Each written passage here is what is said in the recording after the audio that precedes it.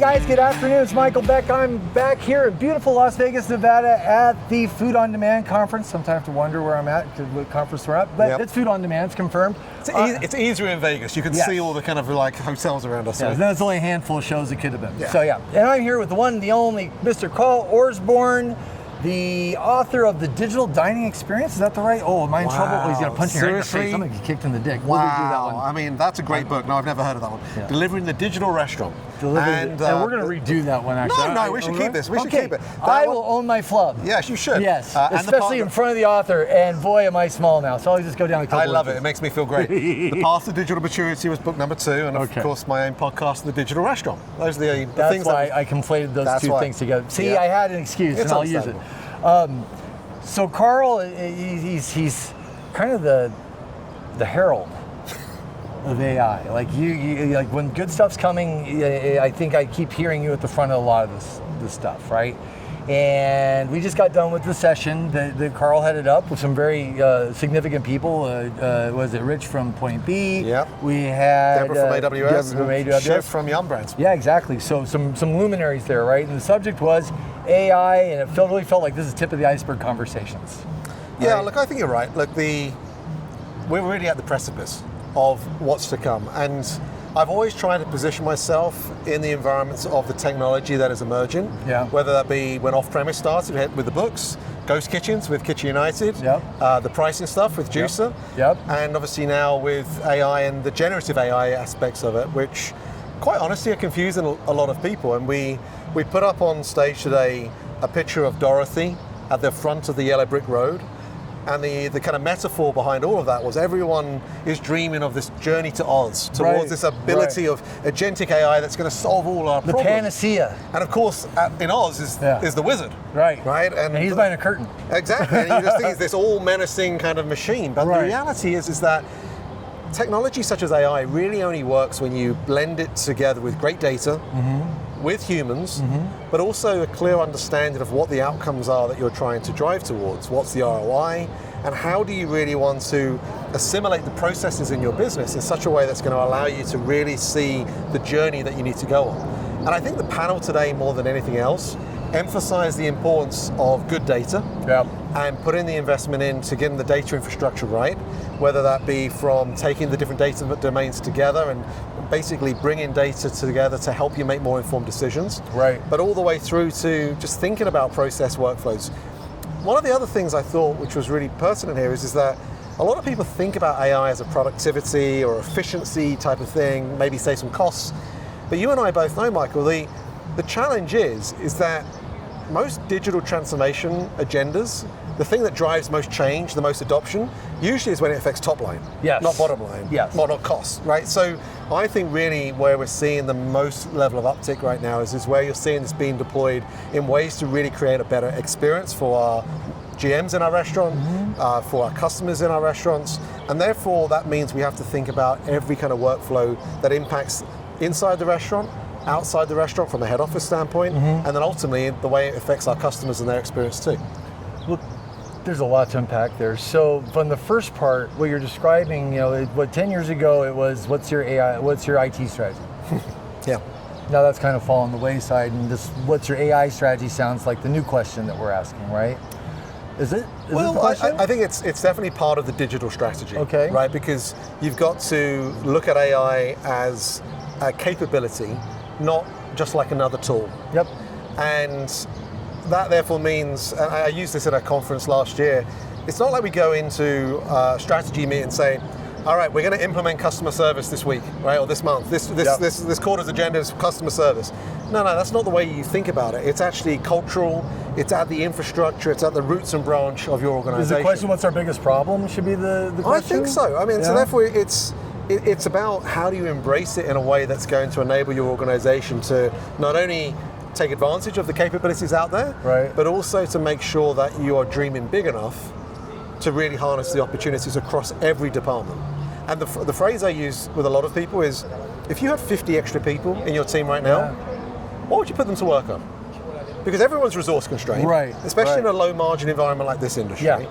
So if you had an extra 50 people, what would you get them doing? What extra processes would you have them doing more of?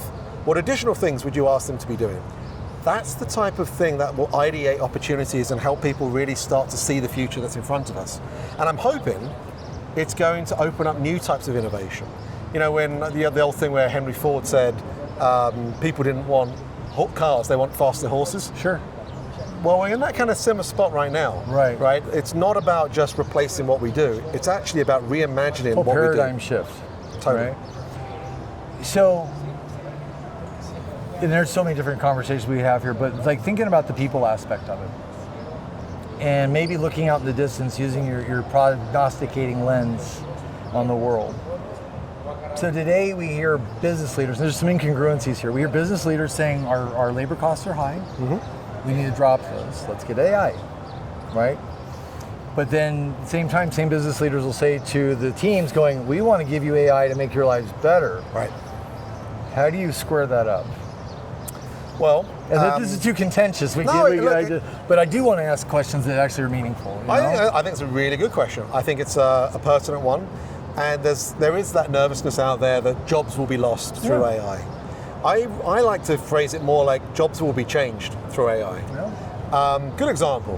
When I grew up, I remember every morning I'd see my dad putting on his tie, and he'd be talking into this thing called a dictaphone. I know that well. And he'd take the dictaphone and he'd go into his office, where he'd give it to his secretary, and his secretary would write up whatever he said on something called a typewriter. Yep.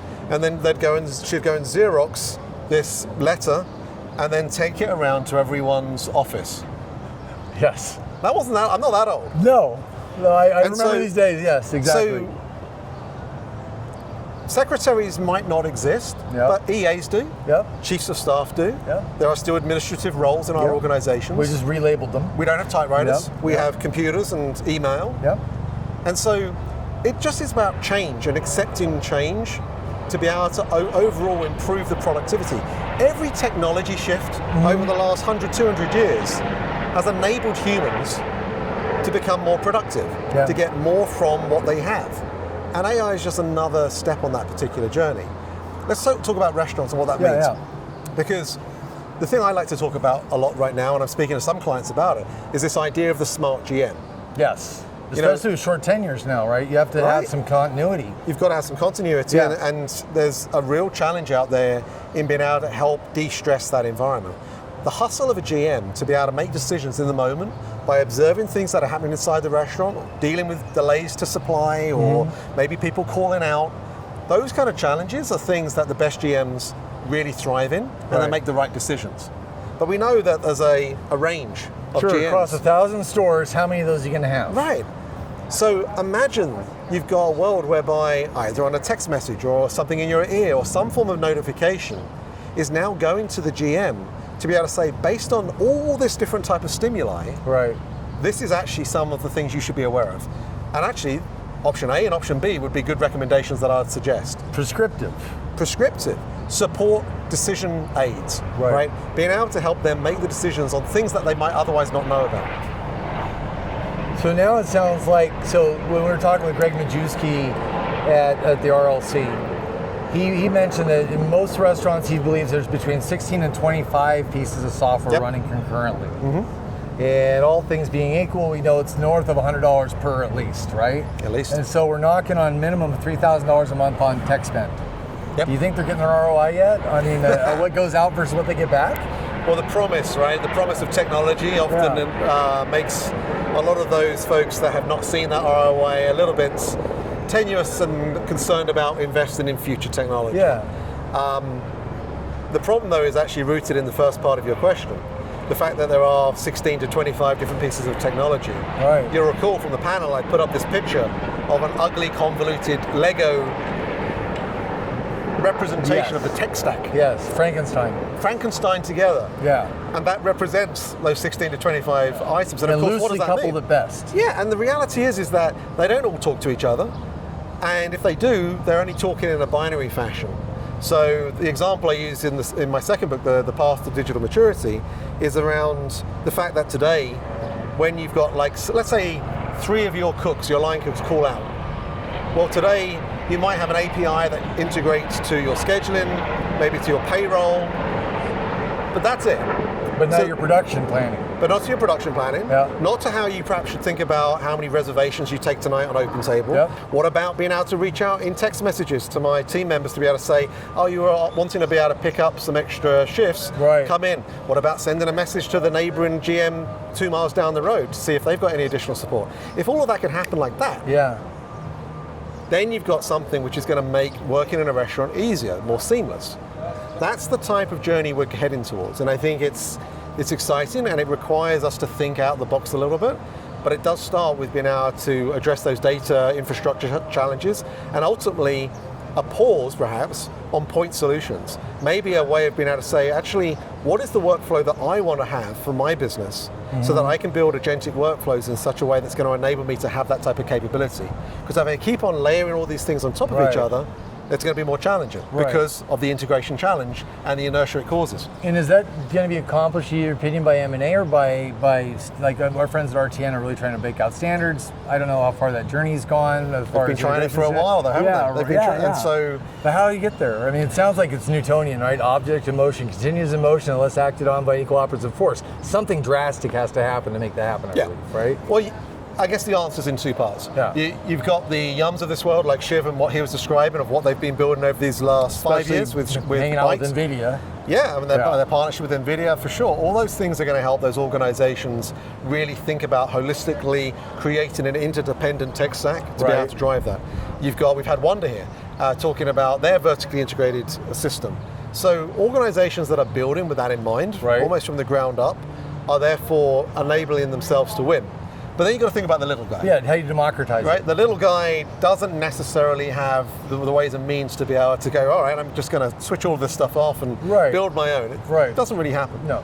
That's why I think there are providers out there that are trying to think about an open architecture. QPOS is one that I often talk about. But those guys and the way in which they're trying to embrace the idea of being able to be faster to market and being able to enable innovation to be faster to market, that I think is going to become a core differentiator for the little guy. And then ultimately, where this is going to lead to is for each of us as individuals, depending on our function, of having a whole range of agentic workflows that we can call upon from an agent library to be able to undertake things. So let's take the world that you know all too well from a social media and influencing standpoint. Well, let's say today I take the inventory data domain. Okay. And I know that I've got a marketing campaign that I'm launching on Friday for a particular location to drive some attention towards a particular new LTO. Okay. Well, today, how do those two things talk to each other? Probably it's a memo that gets sent from head office or comes over, something to say, be aware that you perhaps need to order this, or maybe there's an initial order. It shows up at the dock and you wonder what to do with it. Yeah. And then this crazy, fantastically well-crafted social media message goes out. It hits a bunch of people. Friday's amazing, Saturday's amazing, and Sunday, we're running out. Yeah. We're having to temper. That type of forecasting to be able to understand that, wow, this is bigger than what we actually thought, to then be able to interact with supply chain in such a way, and again, it happens seamlessly in the background. Right. There will be agents, agentic workflows that are built to be able to undertake that. So I think that's the way in which we need to anticipate what are the biggest problems that hold us back. Yeah. Think about that and then be able to find the providers that can then work with those holistic open tech platforms to really be able to master it. I could go on all day with you. I saw you look at your watch because there's probably other places you have to be. No, it's all good.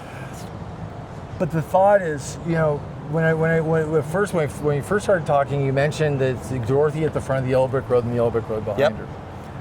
And in my odd brain, I see everything as in pictures. And I actually saw Dorothy on the hood of a bullet train going, flying because it's going so fast. Yep. Now, the odd analogy aside, how does anybody keep up to date? It is going so fast on a daily basis. And is it better for the little guy to say, hey, watch this part of the world and this is where you'll see what's coming, as opposed to try to catch every little thing that's going on? How do these guys follow this? How do they stay on top of it without just their brains exploding? Because they have a restaurant to operate or things to do. I'm in the industry, and I find it difficult to keep up to speed. So it is, the technology is moving faster than ever, and you're right, it is almost on a weekly basis. And the latest new model is coming out and new capabilities are being driven. Ultimately though, it's not so much about the models and the shifts that are happening from a capability standpoint. It's actually about starting, and it's about trying to ask yourself, well, where do I think I'm going to get most bang for my buck? And starting to move the overall culture of your organization to think about this capability in a new way. Once you start doing that, that will open up your mind to other opportunities. You'll say, well, what else? What else? And so it's a marathon, it's not a sprint. We've heard that before. And I think that's absolutely the case. The thing I would really urge caution against is just doing a spray and pray. I'm going to try 10 different solutions that each have AI this and AI that. That is not going to make your life any easier. You've got to be able to come back to this, what is the core business outcome you're trying to drive? And how can I be able to use AI to best deliver it? Smart message. Personal question. What do you use AI for in your personal life that has nothing to do with business? Well, we're off to Costa Rica in a few weeks, and it's been a wonderful travel planner. It was able to find everything from who's driving us from the airport to the hotel through to arranging a whole bunch of activities that we're going to do with our friends. Are there sloths on the menu? There are. I'm hoping there are sloths on the menu. That was part of the agenda. So Are you staying in a treehouse maybe? I have friends that go. They by the volcano. We thought about it, but it's rainy season when we're going, and so I don't know. I get eaten by mosquitoes. I do. I mean, that just sounds like a recipe for disaster. Okay. More to come on that. Last part of all this fun stuff. What's got you the most excited? I think, quite honestly, it's just we're at the start. It's really great to be part of an environment with Invisible that is allowing us to really push enterprises and the leaders in these enterprises to think about running their businesses differently. And if you can do that, then we can be seen as a trusted partner to really help them on that journey. And as I say, I'm a creative, imaginative person. And when I speak to our engineering teams and our field CTOs and say, well, could we do this? And they go, yes, we could. I was like, what about this? Yes, we could. Should we? Should we? That's what people above my pay grade. But that, I think, is the thing that gets people excited. Is that actually we're opening up new doors of potential right now. I love that. So, for some reason, because his English voice, I keep hearing Obi-Wan Kenobi saying, "You've taken your first step into a larger universe." Oh, very good. Yeah. Look at that. Mr. Guinness. Right. Love it. Sir Alec. Sir Alec, yeah. So, well, hey, Carl, thank you so much for spending time with me. You're going to be next at, where are we going to be sitting next? I'm probably going to be in Chicago again soon. I don't know whether it'll be for the National Restaurant Show or one of the associated events nearby to it, but I'll be around as ever. Fantastic. And if you want to talk to him, send him a little note on LinkedIn. He's always happy to answer, as I can attest to myself. Someone's going to be here. Yeah, it was a bird. Yeah, a bird there we go. came by. Nice to see you, Michael. Take care. Absolutely. Thank you. Of course.